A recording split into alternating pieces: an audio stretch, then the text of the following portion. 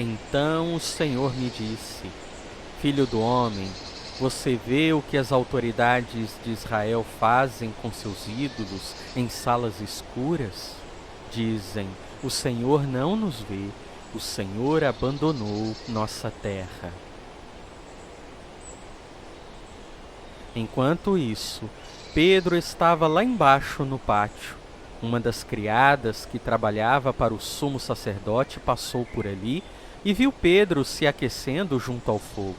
Olhou bem para ele e disse: Você é um dos que estavam com Jesus de Nazaré. Ele, porém, negou: Não faço a menor ideia do que você está falando. Disse e caminhou em direção à saída. Naquele instante, o galo cantou. Quando a criada o viu ali, começou a dizer aos outros: Este homem com certeza é um deles. Mas Pedro negou novamente. Um pouco mais tarde, alguns dos que estavam por lá confrontaram Pedro, dizendo: Você deve ser um deles, pois é galileu. Ele, porém, começou a praguejar e jurou: Não conheço esse homem de quem vocês estão falando. E no mesmo instante, o galo cantou pela segunda vez. Então Pedro se lembrou das palavras de Jesus: Antes que o galo cante 2 vezes, você me negará 3 vezes. E começou a chorar. Sempre que o Senhor levantava um juiz sobre os israelitas, o Senhor estava com ele e livrava o povo de seus inimigos enquanto o juiz vivia. Pois o Senhor tinha compaixão de seu povo, que sofria sob o peso da aflição provocada por seus opressores. Quando o juiz morria, porém, eles voltavam a seus caminhos corruptos e se comportavam ainda pior que seus antepassados. Seguiam outros deuses, servindo-os e adorando-os. Não abandonavam suas práticas perversas e seus caminhos teimosos. Meus filhos rebeldes, diz o Senhor, voltem para mim, e eu curarei a rebeldia do seu coração. Sim, nós voltaremos, o povo responde, pois tu és o Senhor, nosso Deus. Desperte, fortaleça o pouco que resta, pois até mesmo isso está quase morto. Vejo que suas ações não atendem aos requisitos de meu Deus. Lembre-se do que ouviu e no que acreditou no princípio. Agarre-se a isso com firmeza. Arrependa-se. Se não despertar, virei subitamente até você como um ladrão. Há alguns em Sardes, no entanto, que não mancharam suas roupas com o mal. Eles andarão comigo vestidos de branco, pois são dignos. O vitorioso será vestido de branco. Jamais apagarei seu nome do livro da vida e confirmarei diante de meu Pai e de seus anjos que ele me pertence. Se o teu povo Israel for derrotado por seus inimigos, porque pecou contra ti, e se voltar para ti, invocar o teu nome e orar a ti neste templo, ouve dos céus, perdoa o pecado de teu povo Israel e traze-o de volta a esta terra que deste a seus antepassados. Irmãos, se alguém for vencido por algum pecado, vocês que são guiados pelo Espírito devem, com mansidão, ajudá-lo a voltar ao caminho certo, e cada um cuide para não ser tentado.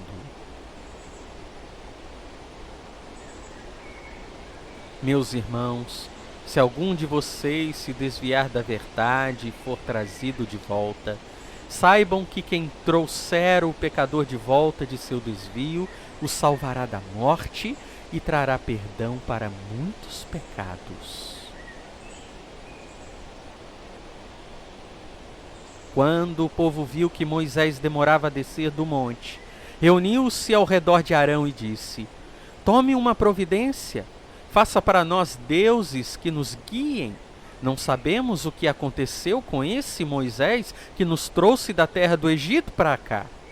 Arão respondeu: Tirem as argolas de ouro das orelhas de suas mulheres e de seus filhos e filhas e tragam-nas para mim. Todos tiraram as argolas de ouro e as levaram a Arão. Ele recebeu o ouro, derreteu-o e trabalhou nele, dando-lhe a forma de um bezerro. Quando o povo viu o bezerro, começou a exclamar: Ó Israel, estes são os seus deuses que o tiraram da terra do Egito. Percebendo o entusiasmo do povo, Arão construiu um altar diante do bezerro e anunciou: Amanhã haverá uma festa para o Senhor. Na manhã seguinte, o povo se levantou cedo para apresentar holocaustos e ofertas de paz. Depois, todos comeram e beberam e se entregaram à farra. Pois o amor ao dinheiro é a raiz de todo o mal, e alguns, por tanto desejarem dinheiro, desviaram-se da fé e afligiram a si mesmos com muitos sofrimentos. O Senhor deu esta mensagem a Jonas, filho de Amitai: Apronte-se e vá à grande cidade de Nínive. Anuncie meu julgamento contra ela, pois vi como seu povo é perverso. Jonas se aprontou, mas foi na direção contrária, a fim de fugir do Senhor. Desceu ao porto de Jope, onde encontrou um navio que estava de partida para Tarsis. Comprou a passagem e embarcou para Tarsis, a fim de fugir do Senhor. Fiquem muito atentos, cuidem para que não se esqueçam daquilo que viram com os próprios olhos. Não deixem que essas lembranças se apaguem de sua memória enquanto viverem. Passem-nas adiante a seus filhos e netos. Ninguém pode servir a dois senhores, pois odiará um e amará o outro. Será dedicado a um e desprezará o outro. Vocês não podem servir a Deus e ao dinheiro. Como cooperadores de Deus, suplicamos a vocês que não recebam em vão a graça de Deus. Agora que conhecem a Deus, ou melhor, agora que Deus os conhece, porque desejam voltar atrás e tornar-se novamente escravos dos frágeis e inúteis princípios básicos deste mundo? Timóteo, guarde aquilo que Deus lhe confiou. Evite discussões profanas e tolas com aqueles que se opõem a você com suposto conhecimento. Portanto, precisamos prestar muita atenção às verdades que temos ouvido para não nos desviarmos delas. Portanto, irmãos, cuidem para que nenhum de vocês tenha coração perverso e incrédulo que os desvie do Deus vivo. Se continuamos a pecar deliberadamente depois de ter recebido o conhecimento da verdade, já não há sacrifício que cubra esses pecados. Há somente a assustadora expectativa do julgamento e do fogo intenso que consumirá os inimigos. E quando alguém escapa da maldade do mundo ao conhecer nosso Senhor e Salvador Jesus Cristo, mas depois se deixa emaranhar e se escravizar novamente pelo pecado, está pior que antes. Teria sido melhor nunca haver conhecido o caminho da justiça do que, conhecendo-o, rejeitar a ordem recebida para viver de modo santo. Neles se confirmam os provérbios: o cão volta a seu próprio vômito, e a porca lavada volta a revolver-se na lama. Amados, vocês já sabem dessas coisas. Portanto, estejam atentos a fim de que não sejam levados pelos erros desses perversos e percam sua firmeza.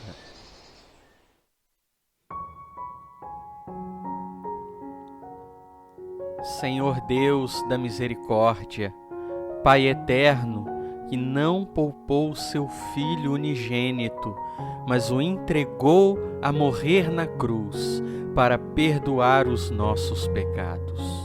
Ó Deus, o seu amor sobre nós é incalculável. Não há medida, ó Deus, que possa contá-lo. Mas mesmo assim, por vezes somos tragados pela ilusão deste mundo, pelas más companhias, pelos pecados, cedendo às tentações que batem à porta, e podemos, ó Pai, cair e nos afastarmos do Senhor. Se há algum irmão, alguma irmã ouvindo esta oração, que esteja passando por isso, que de repente, ó Deus, tenha negado Cristo através de seus atos, tenha deixado a comunhão dos santos, tenha, ó Deus, atacado a sua santa igreja, tenha, amado Pai, decepcionado com o Senhor por não ter recebido algo que pediu, ou até mesmo pelo Senhor ter tirado algo que lhes pertencia. A estes irmãos eu peço, Pai, que o Teu Santo Espírito os traga de volta. O Senhor é o médico dos médicos, e aqueles que estão enfermos, feridos e machucados, só podem encontrar o alívio diante da presença do Senhor.